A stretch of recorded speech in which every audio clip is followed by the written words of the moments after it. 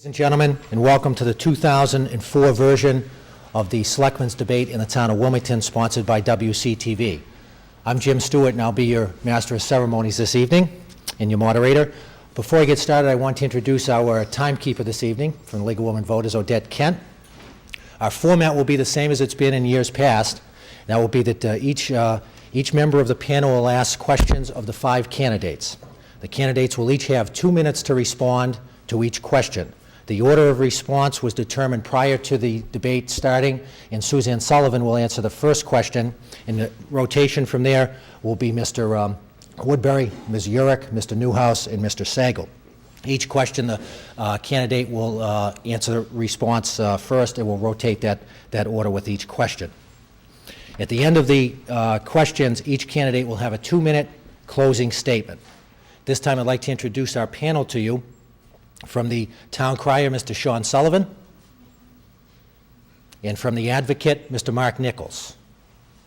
Now, I'd like to introduce to you the 5 candidates that will be seeking the 2 terms of 3 years each on the Wilmington Board of Selectmen. They're seated in alphabetical order. First, Mr. Michael Newhouse, Mr. Carl Sagal, Ms. Suzanne Sullivan, Mr. Dan Woodbury. Good evening. And Ms. Ann Urich. Before we start with the first question, just a reminder that tonight, March 29th, is the last day you have to register to vote if you are not registered, and the town clerk's office is open until 8 p.m. this evening. Town elections are on Saturday, April 17th, and the town meeting is on Saturday, April 24th. Our first question this evening will come from Mr. Sean Sullivan, and as I mentioned earlier, Ms. Sullivan will answer first. Thank you. It has been 2 years since the special town meeting at which voters rescinded an earlier decision to build a new library at the Whitfield School in North Wilmington. According to Wilmington Memorial Library Director Tina Stewart, the conditions at the current library continue to grow more outdated and insufficient with each passing day. Do you agree with Tina Stewart's assessment? If you do not, please explain why. But if you do, then what do you propose as a remedy to the situation? Ms. Sullivan. Thank you. First of all, yes, I do agree with Tina Stewart's assessment. I think that we need to address the library situation.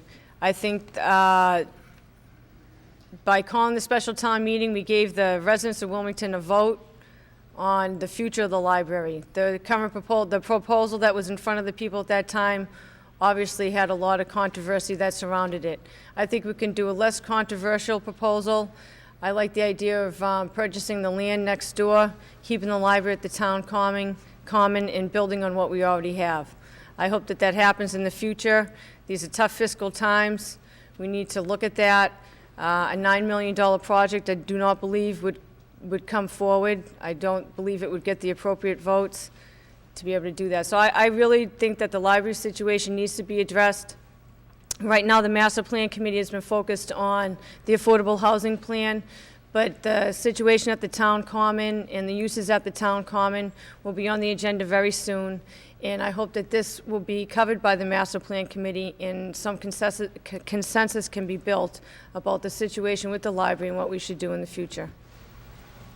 Mr. Woodbury. I think that Tina's assessment of the conditions at the Wilmington Memorial Library are correct. Those conditions exist, I believe, because of lack of maintenance that have occurred at the building over a number of years. And I believe that it is our responsibility as citizens to maintain the buildings that we have currently erected in the town of Wilmington. There has been a change in the way that we use library services. In the past, library services have been used as a vault for maintaining books and documents. Now library services incorporate inclusion of the information services or the internet, where the internet and information access has become part of the library. I think that we can incorporate those types of facilities into the space that is currently there and expand at the space that's currently there by using the land that's currently around the library at the Kane property that was mentioned before. Plus, we can update the facilities without a huge expense to taxpayers. We were looking at expense appropriately. There was appropriation of about $9 million, but the actual cost of that building, by the time we finish paying interest on that loan and the facilities to man the staffing of the building and to operating costs of that building were actually going to run much higher than that. So I think at this time, being fiscally conservative with the town, we did the right thing by holding off on moving in that direction. And I think that we should maintain keeping the library at the center of the community, at the current Civic Center, which is now what we call the Town Common area. Ms. Urick.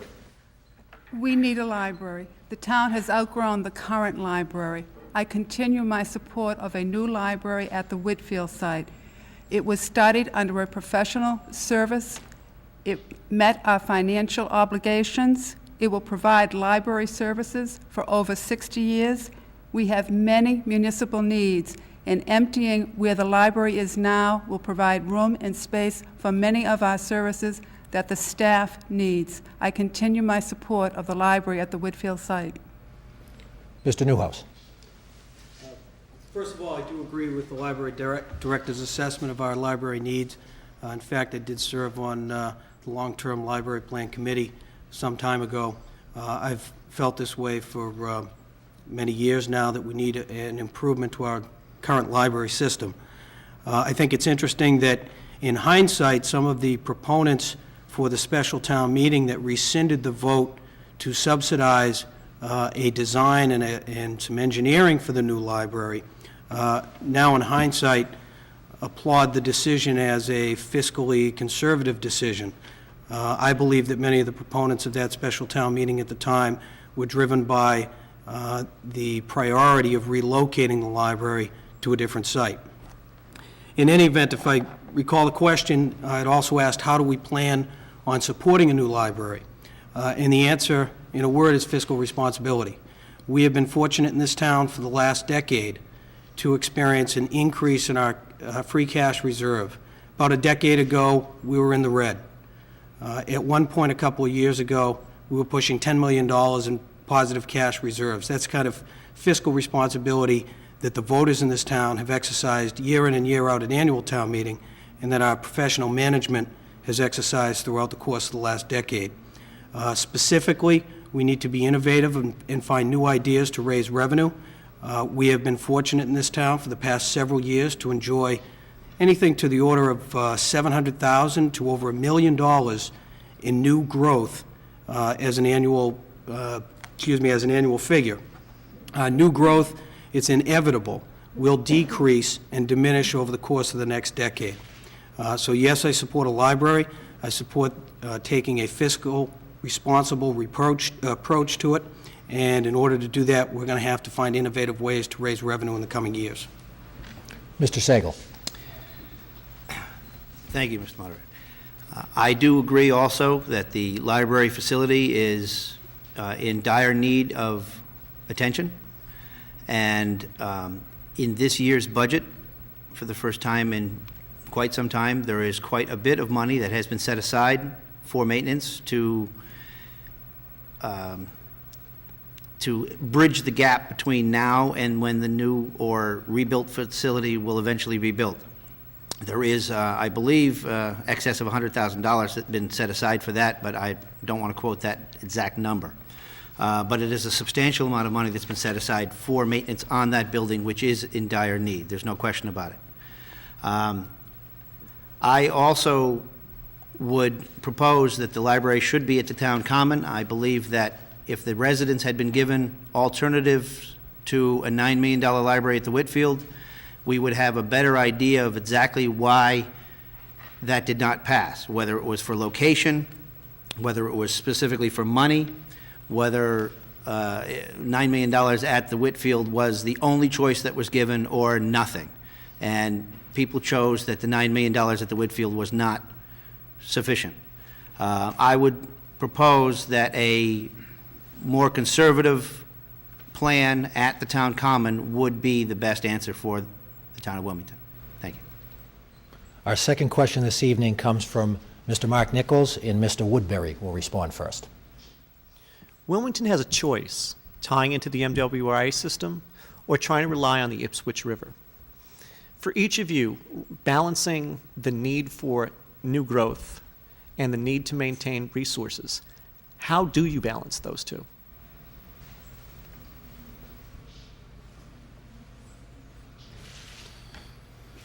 Mr. Woodbury. I think that Wilmington's water problem has a number of different issues surrounding it. New growth and development is just one of those issues that are surrounding it. Although new growth and development have an extremely large impact that's going to play on any resources that we have in town, land, water, and just buildable lots in themselves. I do not believe that the tie-in to the MWRA is going to solve our problems. It is a short-term kind of thing. We need to continue in the path that we've moved to save the wells that we have, to explore new wells in town, to look at other water fields that we have without tying into MWRA. The fear that I have with tying MWRA is also the sewer projects that come with them. I think the sewer projects that come with MWRA will have a tremendous impact on development in our town as well, and will actually change the face of Wilmington as we see it today. There are a lot of lands that will be able to be developed in town if we do have to deal with the sewage as well as the water.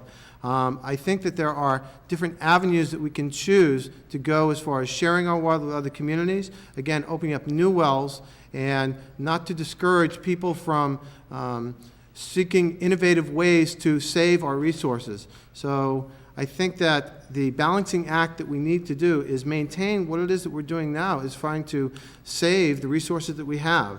So the balancing act is really a saving act as opposed to a growing act.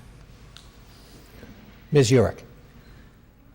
MWRA and new sewer construction are both water safety issues. They cannot be thrown over the side. They are critical and essential to our guaranteeing ourselves and our future generations that our water will be pure and clean.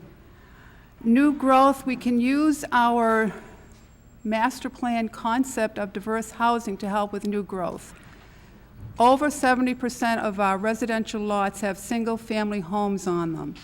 We can afford to bring in apartments, duplexes, other kinds of choices on some of the lots that are left. That will help us with new growth. That will give us a different kind of tax assessment above and beyond single-family homes. It'll bring in another kind of taxpayer that is critical to new growth as we move toward build-out. MWRA is going to be one of our solutions to being comfortable with our water supply. There has been much controversy around the condition of our wells. We need to have MWRA at a minimum as a backup. Mr. Newhouse. I want to make sure I heard the question correctly. Is it how to balance new growth and the increased demand for water and the quality of water? What it is, Mr. Newhouse, is how do you is pretty much that. How do you balance the impact on the water supply with the need to continue to grow as a community, be it residential or commercial? I think I understand the question.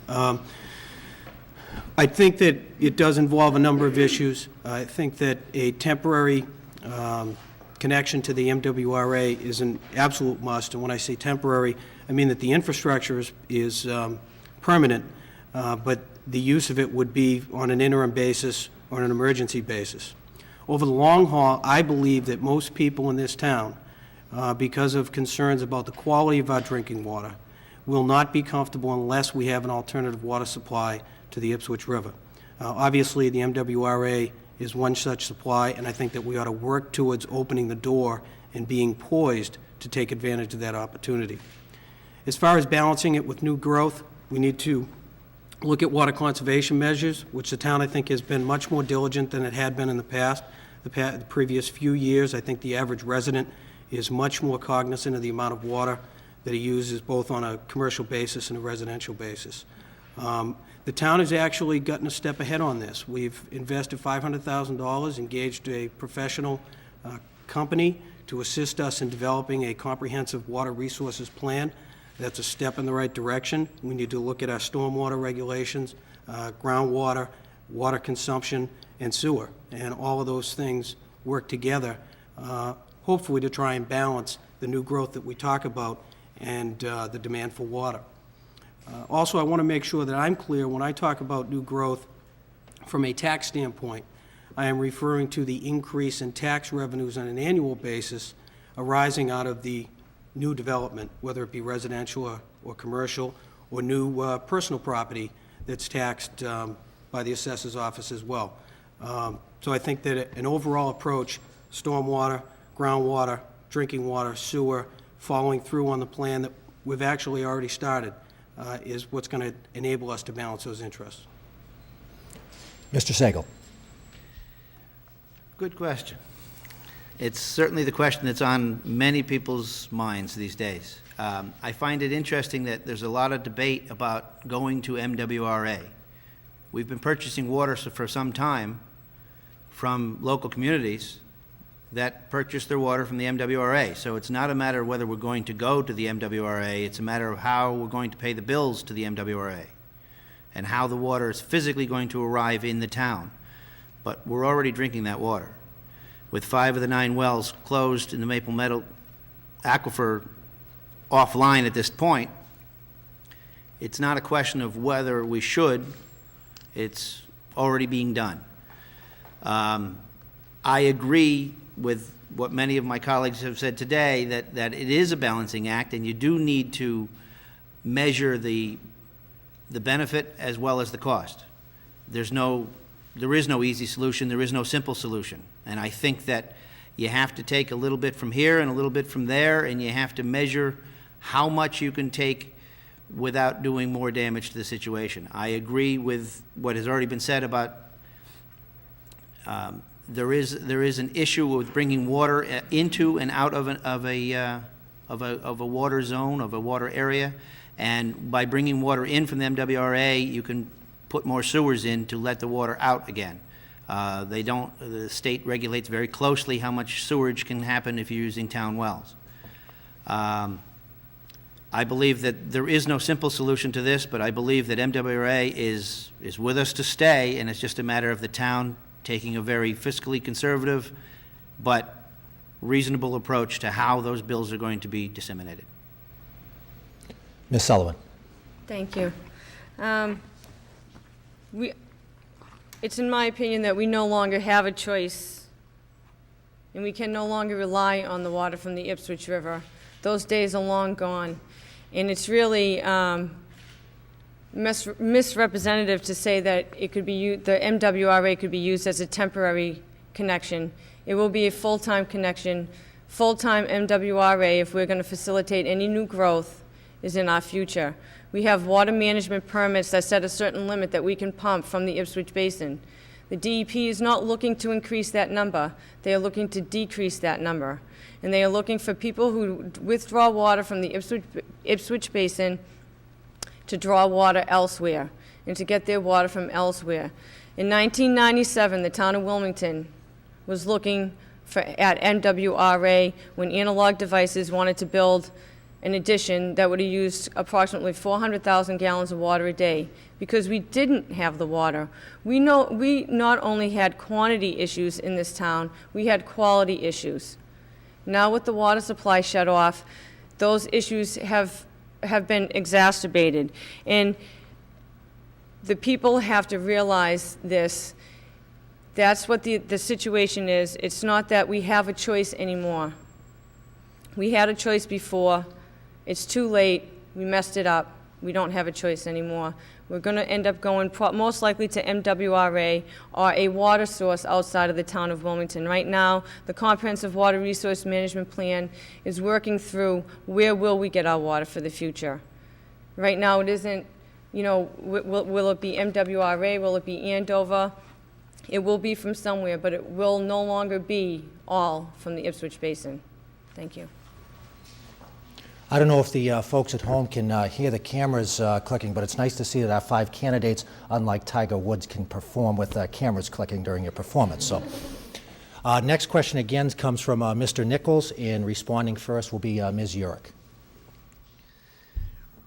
Recent legislation generated from last April's town meeting created a charter change. Do you feel holding an election to fill a selectman's vacancy was the correct move on the part of town meeting? Ms. Urick. I have questions about it. I think if you just look at our recent history, perhaps Mr. Woodbury knows how many school committee appointments we have had to make over the last year, perhaps 2 years. And I haven't done the research, but I wonder how many of them would have fallen within that 90-day requirement, and how many elections would we have had over the last 2 years because of these unexpected resignations, so I'm somewhat concerned about it. I don't see it as a terrible hurdle to overcome. I think it's fine if the people elect them. I'm just concerned that perhaps it'll be too many and you will wear people out and they simply will not be showing up at the ballot box. Mr. Newhouse. Frankly, I don't have tremendously strong feelings one way or another on that. I think that vacancies are filled by appointment of other elected officials at all levels of government. We've seen it recently when Governor Romney decided to veto the bill that had gone through the legislature. It happens at all levels of government, and I don't think it was a real pressing issue. By the same token, I think people at town meeting felt strongly about it. It went through the process, and so be it. I think that, I will say this, I think that the Senate did us a service in somewhat changing the window of time, because I think it alleviates some of the concerns that Mrs. Yurick has articulated. It would be silly to mandate an election some 2 weeks before an annual election, for example. Honestly, don't have a strong feeling one way or another about it. I do believe that, however, it was another example of how the process works. Somebody sought to change the town charter, saw something that he believed was a pressing issue for the town, went through the town meeting process. It's now going through the legislative process. So I don't feel strongly about it, but I don't have any objection to it. Mr. Sagal. I find it interesting that I should be the third to respond. And I would be the first one to say that I would endorse the will of the people. They voted this particular piece of legislation into existence. And as a selectman and as a representative of those people, I think it's appropriate for me to support that decision. If the townspeople decide that this is what they want, then I endorse that 100%. I happen to agree with them. I happen to be one of the people that voted for it, but had I not had a strong opinion one way or the other, had I not agreed with the fact that the last few appointments that have been very well played out in the press and before all of us on television were a travesty to reasonable government, I would still endorse the will of the people. If the people have spoken, then I think that we should comply. Ms. Sullivan? Thank you. I feel very strongly about this issue. I've been very vocal on it. I think it's a good thing to have the people decide who's going to sit on the Board of Selectmen, not the Board of Selectmen. In the past, the animosity that arose out of, the improprieties or the what appear to be improprieties in of backroom deal making and people being appointed on the Board of Selectmen to ensure contracts and town council position. It was terrible, and it set for a very bad tone in town government. People were angry. This way, we give an opportunity to the people to speak, not a political appointment by peers. The peer review in this town are the people, and I feel very strongly about this. I think it's a good thing. I want to thank Mr. Woodbury for bringing it forward at town meeting. I want to thank Mr. Maselli for working hard at the State House to make sure that it got the veto that it deserved when the governor vetoed this bill, the veto override that it deserved when the Governor Romney vetoed this bill. It's a good thing, and we need more changes like this, more representation of the people. Thank you. Mr. Woodbury. On Friday, March 25th, the Senate voted 36-0 to override Governor Romney's veto of Wilmington's home rule petition to change Wilmington's town charter process for filing vacancies on the Board of Selectmen. The charter change started as Article 38, a citizen petitioned article that I authored and presented at last spring's annual town meeting. Voters passed that article 188 to 67. The House, under the direction of Jim Maselli, went forward and overrode the veto in a unanimous 156-0 vote. It showed us that the voters of Wilmington are able to sort out political shenanigans if given half a chance. All of the state's elected officials from both houses had agreed with us, not one dissenter. We acted to reform local government because selectmen had abused their appointive authority to fill vacancies on the board. We met at annual town meeting and voted democratically to make the change to a special election. When elected officials use their official positions for personal gain, the integrity of the entire system is undermined. As an elected official, when I speak of opportunity, I see myself holding elders' hand, ensuring they can make it up the stairs or stand behind them to make sure the next step is not their last.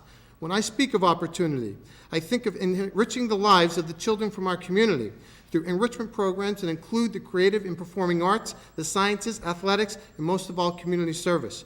When I speak of opportunity, I speak of the sounds you hear when your team has just won the championship. When they speak of opportunity, I can feel the appreciation and the warmth of my heart through a handshake and a look in the eye. When I look at this law that we're trying to create or recreate in the town of Wilmington, I look at Article 38.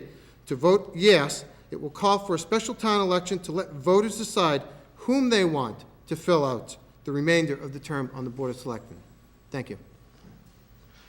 Our next question comes from Mr. Sean Sullivan, and Mr. Newhouse will respond first. Thank you. In recent weeks, the Board of Selectmen has recognized the escalation in legal bills as a result of the Town Council's newly revised contract. If elected, what will you do to bring these expenses back into line and maintain control of them? Thank you. Mr. Newhouse. Well, I think the first thing that we need to do is to try to undo the decision that was made in December. And I'm referring to the decision to renegotiate the Town Council's contract from a fixed rate to an hourly rate with a portion of it as a retainer. I think that we should give Town Council the opportunity to sit back down and renegotiate that yet again. I think that when the selectmen made a decision to renegotiate the contract halfway through, it was a mistake. Now when we look back and we see how much it's costing the town, I think we ought to see if Town Council is willing to do something that is a little bit more consistent with the town's interests. I think that the days of a fixed rate in Wilmington to the tune of $130,000 or so, I think those days are over. I think it's unrealistic if we think that Town Council is now going to go back to a fixed rate at $132 a year. But we ought to see if we can work something out and revise the contract. If that can't happen, then I think the important part is going to be to open up the process to proposals from as many attorneys who might be interested in submitting a proposal.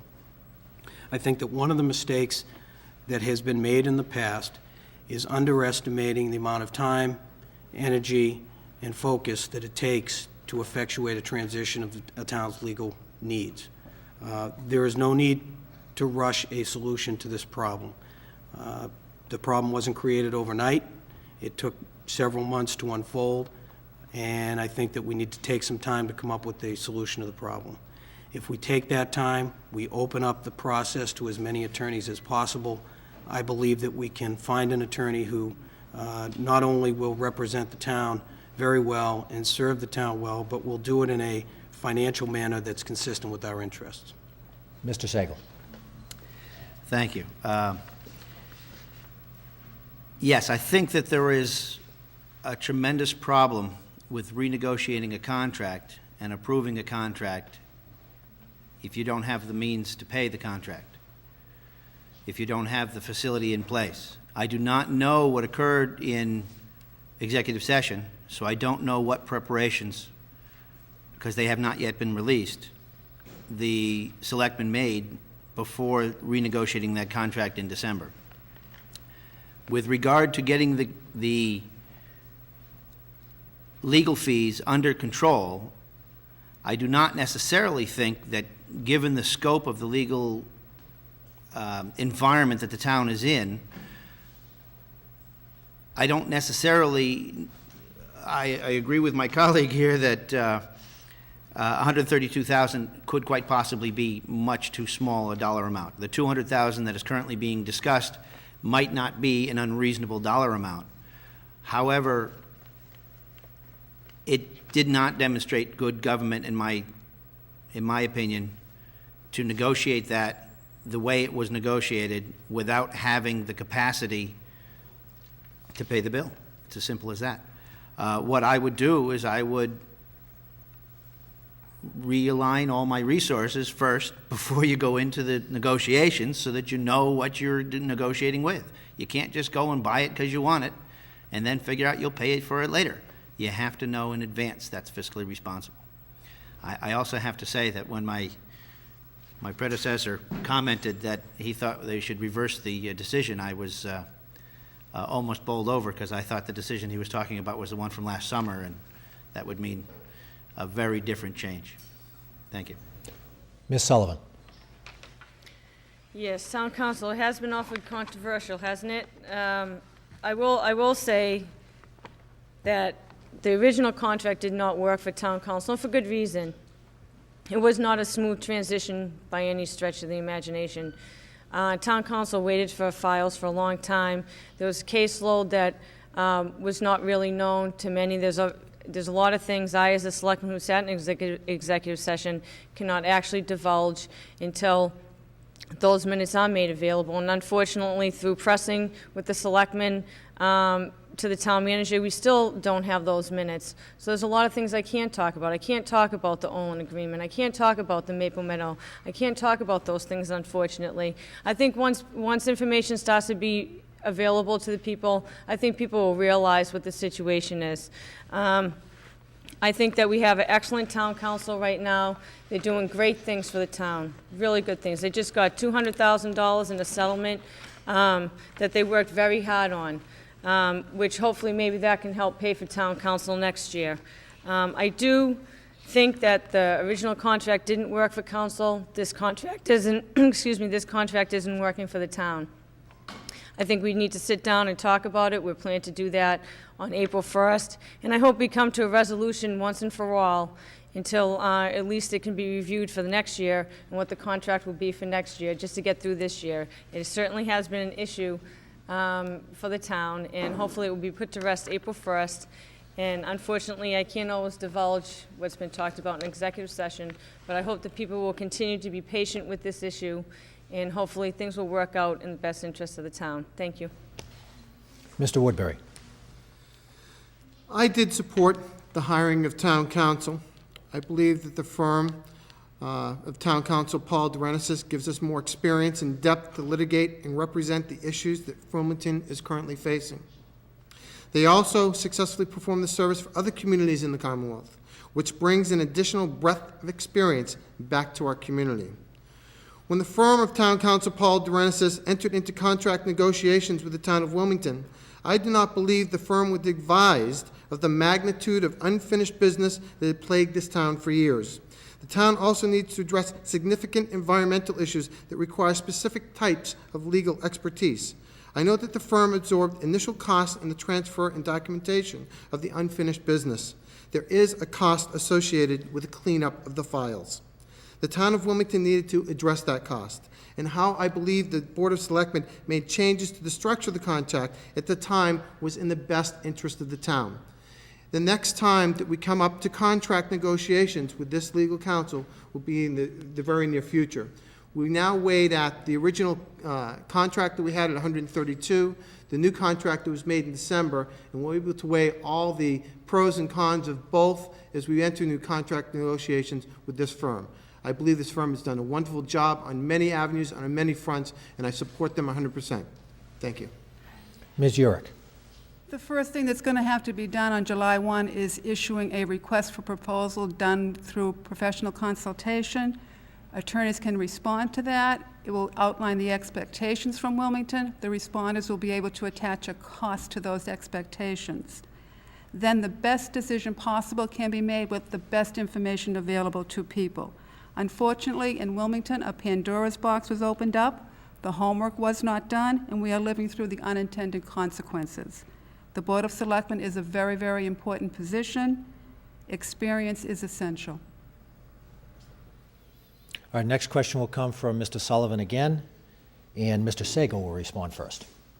Thank you. This question seems to have three parts to it. Please share with us what you feel are both the strengths and the areas of needed improvement of Town Manager Michael Kyra. Furthermore, tell the voters of Wilmington whether or not, if elected, you are inclined to revisit the manager's contract before it expires in 2 years. If one of your colleagues were to call for the contract to be revisited, then what would be your position? Mr. Sagal. I trust the three parts are his strengths, his weaknesses, and my position on whether I would revisit his contract. Should you be invited to, would you revisit it? Would you call to have it revisited?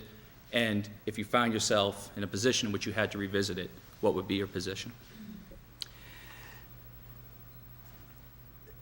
Mr. Kyra's strengths, by my assessment as a citizen, are that he is a very able administrator and that he has, to the best of my knowledge, been quite a capable administrator of the town. Most of the issues that I have found myself on opposite sides of the opinion table with him would be political issues. So, as a town manager, as the chief administrator of the town, I would, at this moment, say that I think he's done a pretty good job. As far as his needs are concerned, or areas that need improvement, I believe that it is his wish to be a strong leader unto himself and to have a weak board of selectmen so that he has less overhead management. That is my personal assessment.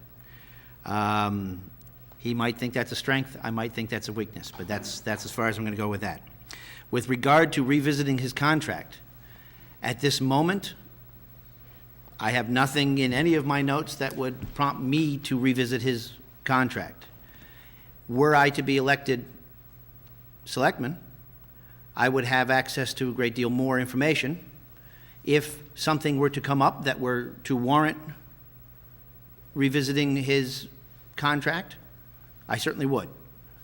I think it's inappropriate for me to guess what I would vote at that time, but given the information I have now, I would see no reason to change his administration. Ms. Sullivan. Thank you. Well, someone's strengths and weaknesses, I don't know if I really like to, pick somebody apart. I will say that I think Mr. Kyra is a very intelligent man.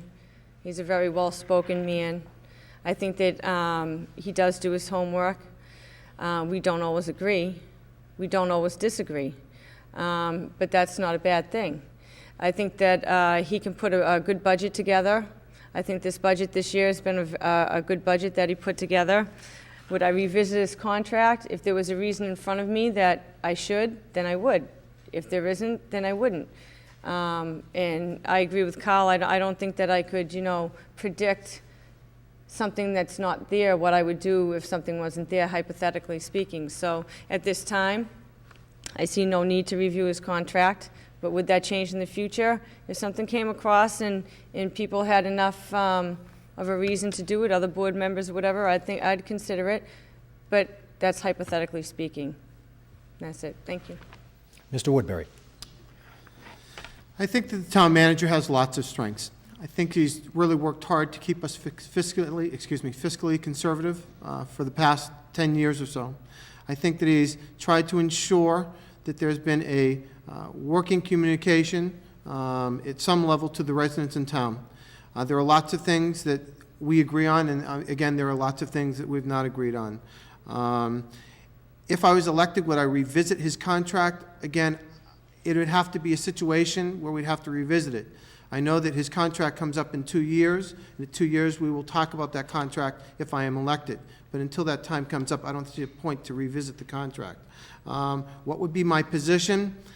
Again, I don't know because there isn't a position to be made. I think that I have not had the chance to actually work with him, so I cannot say one way or another, but I know that based on my feelings today, I would support him in his endeavors, just as I would support any of my selectmen in their endeavors to make Wilmington a better town and a better community in which to live in. And that's the underlying problem that we have here, is to ensure that we have continued growth in the town from all levels. And I think that at this time here, Mr. Kyra is doing that job. Thank you. Ms. Urick. Mr. Kyra has competencies. He's a financial conservative. He's a visionary. He knows how to juggle the competing needs of any town. He inherited a strong management. He knew enough not to fix something that was not broken, and he's hired a couple of very strong, capable managers. I don't have anything to suggest for improvements. I will tell you what he lacks. He does not schmooze. If you're looking for charisma, you'll have to call Charm School. Do not call Town Hall. What you will find at Town Hall, however, is strong, competent professionals, and that's what we need in municipal government. Mr. Newhouse. I think that I can probably sum up the strengths by referring back to our 2001 audit. It says that tremendous improvements continue to be achieved on an annual basis, as many deficiencies that existed several years ago have completely dissipated to date. Goes on to say some other things. And then it says, these positive operations are a direct result of management's continued ability to make efficient use of all town resources, as well as prudently manage the budget process. I think I'm hearing unanimously at this table that Town Manager Michael Kyra is a very capable administrator. I think I'm hearing that loud and clear. What I'm not hearing loud and clear is that people are not inclined to revisit his contract. I have a hard time imagining any political position that he might take that would cause me to want to revisit that contract. I just don't see it happening, period. As far as what improvements could he make, well, I think his vice is his virtue. The guy's got backbone, and he says what he thinks is in the best interest of the town. And sometimes he does that even when his 5 bosses don't like it. I happen to think it's a virtue. Some people think it's a vice. I support Michael Kyra as a town manager. I'm not at all inclined to revisit his contract. Thank you. Our final question this evening comes from Mr. Nichols, and Ms. Sullivan will respond first. Real or imagined, accountability is an issue for anyone. How do you remain accountable to the residents while also representing those who have supported your candidacy?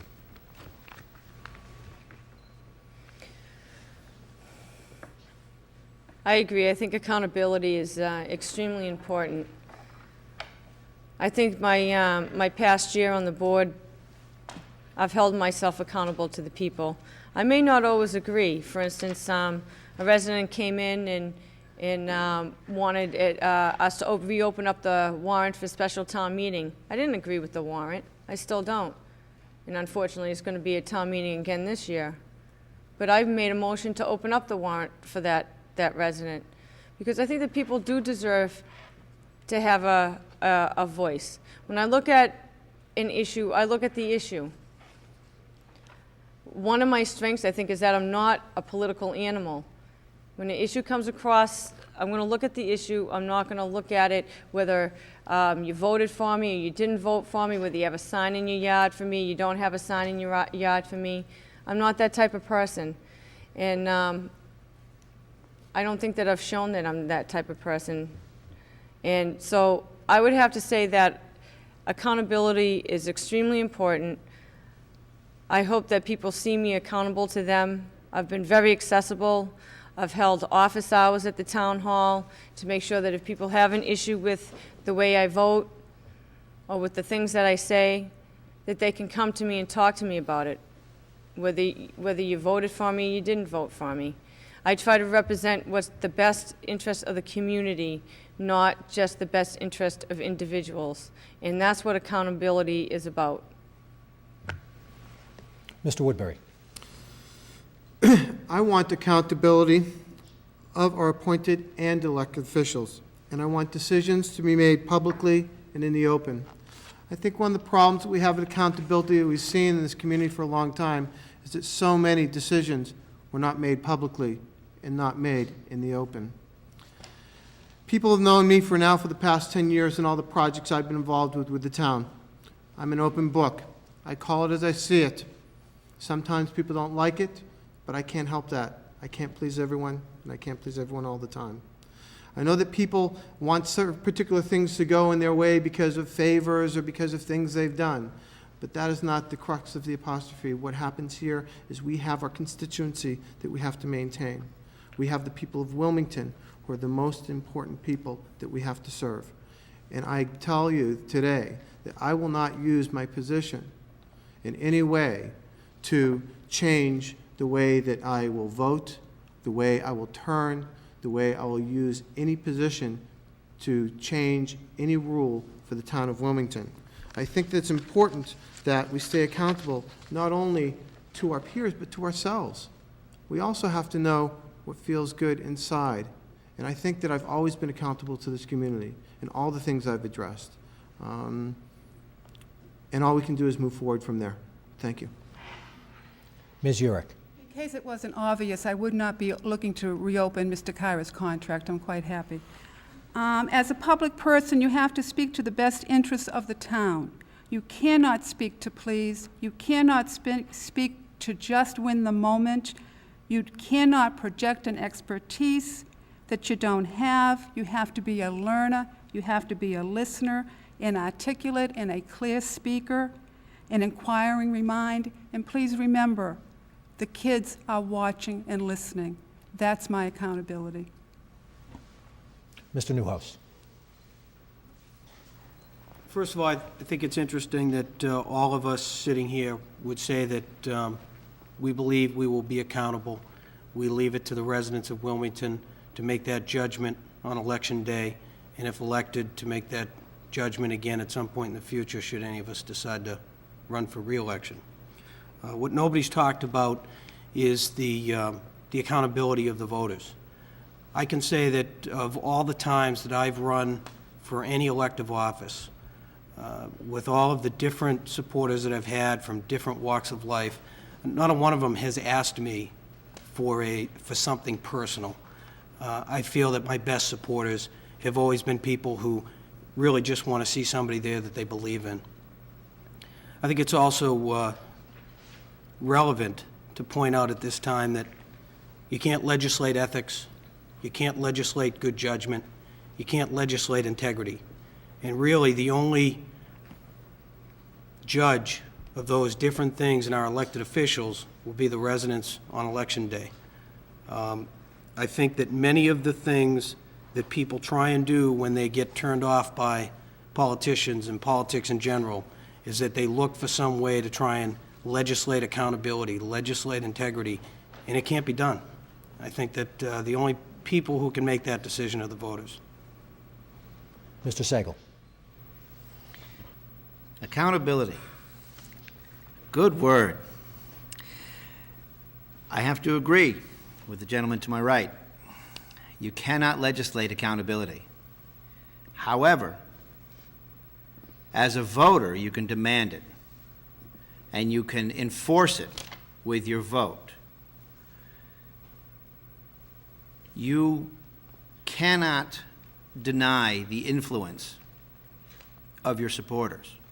If you are supported by or supported very strongly by a very small minority, there is a reason why people do that. Maybe they just see integrity in you that other people don't see. Or maybe they see something else. I don't know. I would be accountable to the people who vote for me in the same way that I'm accountable all the time. I wear my heart on my sleeve, I say it as I see it, and that is exactly who I am. I do my own research, and for the most part, I do a lot of my own work. I don't ask people for a lot of favors, and people don't ask me for a lot of favors. However, I think it's very important for us to realize that the voters have a huge piece of how this gets done. It's not a matter of voting for someone that you think could win and then hope that they do the good job. Hold them accountable. Write them. Talk to them. Call them. Make them accountable to you. Say, I voted for you or against you. Doesn't make a difference. I voted, and therefore you owe me. And you need to tell me the truth. And you need to do it in the front room. And you don't need to use this for any personal gain. Thank you. Thank you. That concludes the question and answer portion of our program this evening. Before we move on to closing statements, I want to make an announcement that the League of Women Voters is sponsoring conversations with the candidates tomorrow evening, Tuesday, March 30th at 7:30 at the Methodist Church, at 7 o'clock at the Methodist Church, and that will be rerun. Replays will be on WCTV with the schedule to be announced. Closing statements, we decided a process earlier this evening, and Mr. Sagal will begin with closing statements. Mr. Sagal. Thank you very much, Mr. Moderator. I want to thank the press. I want to thank the media. I want to thank my colleagues. I want to thank the voters for paying attention this evening and educating yourselves as to the differences between the different candidates so that you can make an informed vote. Personally, I know the cameras probably can't pick this up, but that's the reason I'm running for selectman. My daughter, my son. I'm here, I'm thinking about the future, I'm thinking about their future, and I want to provide for them the best environment that I can. I'm not a born Wilmingtoner. I've been transplanted in. I decided to invest myself and my family in this town. And most people that have been watching the last few years have seen me at a lot of the meetings and seen me pay attention to what's going on and trying to help. And that's all it's about. I think we have a number of major issues in town. We've talked about them quite a bit. Most people are familiar with a number of my issues that I feel very strongly about. If not, watching the mail for another mailing, and I'll tell you all about where I'm coming from. Some people know that I have a television show on WCTV because it's all about getting information out to the people. My big issue is to bring consistency to the town government by having everything documented up front and done without the benefit of the smoky back room. And that's exactly where I'm coming from. You want it, this is what you get. Thank you. Ms. Sullivan. Thank you, Mr. Moderator, and thank you, WCTV and the press for holding this event tonight, and all of those at home watching and in the audience today. I moved to Wilmington approximately almost 15 years ago. When I moved here, I didn't just make an investment in a piece of real estate. I made an investment in a home, in a family, in a quality of life. And I see a lot of the reasons why I moved here diminishing. A lot of traffic, the hazardous waste sites that we've worked hard on over the years to try to address. I'm an idealistic person. Some may say that's a good thing, some may say it's a bad. And that's been challenged many times. But I still hold steadfast in my beliefs that a government should be accountable, that we should shoot for the moon. I think you should start at the top and work your way down. I don't believe we should be starting from the bottom and working our way up. It's too difficult. I have been the voice of the people on the board for the past year. I would like to continue to be the voice of the people on the board. I believe that protecting our quality of life is one of the most significant issues that we face in Wilmington today. There's going to be a lot of competing needs between financial issues. Our schools are so important. I'm raising 3 children in this town. I think it's one of the most important issues in our community to make sure that our children get good education. I think our elderly need our help. I think we have to protect the environment. Our water issues are very important. They're financial issues. It's going to hit us all in the pocketbook eventually. I think that we have many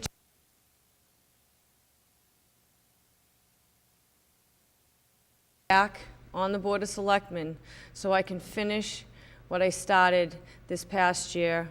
I've been a good voice for the people, and I hope you continue to allow me. Thank you. Mr. Woodbury. Thank you, Mr. Moderator.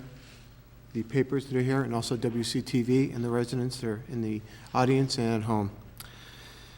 As your selectman, I will bring integrity to the position and focus on what is important. I will strive to improve how we get things done. My goal is to do it right the first time and every time in an open and deliberate process. I want to do what is right for the residents of Wilmington. We need to follow through on commitments and take responsibility for our actions and our inactions. We also need to communicate in an open, honest, and authentic manner, but at the same time, respect confidentiality. I will treat people with respect and a dignity that is genuine. I will encourage new ideas from the people of Wilmington. I want to recognize the contributions of others and celebrate their achievements. Leadership by example and hard work is what I will bring to the Board of Selectmen. Actions do speak louder than words.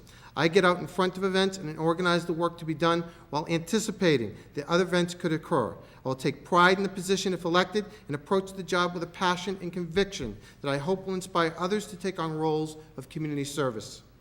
I know how to anticipate and adapt to change and can put the change into perspective for people to better understand. I want to continue to demonstrate personal initiative. I believe promoting citizen participation will bring out the best in people and what they have to offer. Lastly, I value teamwork. Collaboration, working together to achieve common goals is a foundation for success. I don't believe there has to be my way. I will seek input and I will listen. I will be flexible and responsive to the needs of our community. I am committed to excellence and believe we need to have the highest standards in government that represents the residents of Wilmington. I am up to that challenge and I'll do whatever it takes to ensure that happens. Finally, I want to bring out the best in Wilmington has to offer in its leadership and its community. I have done it as a resident, now I believe I can do it as a selectman. Please vote for Dan Woodbury on April 17th. Ms. Urick. I reiterate all the appreciation that my partners said to all of the participants at this debate. We are and always have been a healthy and conservative town. I will keep the town on that path. My behavior will reflect my respect for other people's ideas and money. We have many things to be proud of. A quality municipal government staffed by hardworking professionals and a school department energized and enthusiastic about their work. I will do the homework before I make commitments for you. I will work with the other board members to find the consensus that good teams work with. Our contracts, our agreements will stand the test of time because the research and best methods would have been practiced. Being a public official is a very important position. You must have high standards of honesty and credibility at all times, in all public statements, in all conversations. I have the work experiences to know what that's about. I will never speak to technical matters as if an expert. As a public official, I am a learner. I gather information. I think things through, come to conclusions, and vote for 22,000 people and justify my decision to those 22,000 people. What I do in 2004 will affect where Wilmington is in 2008. This is serious business. I promise you thoroughness and careful thought. We need to move with the traditions of the past, bring back the common sense of the past, and show our children a government that is healthy and vibrant. Something that they and we can be proud is occurring in their hometown. Something that they will be proud to carry on with as they gain experiences about living in a community as leaders. Your Board of Selectmen must be models of behavior for the younger generation. I have no need for a hidden agenda. I never will. Ms. Urick, your time is up. Thank you. Mr. Newhouse.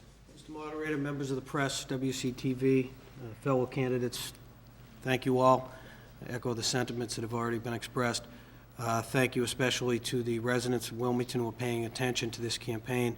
And ahead of time, I ask you for your consideration on April 17th. I think of the many insightful questions that were asked of us earlier tonight, the one question that I would have hoped to had the opportunity to answer is, why are you running for the Board of Selectmen?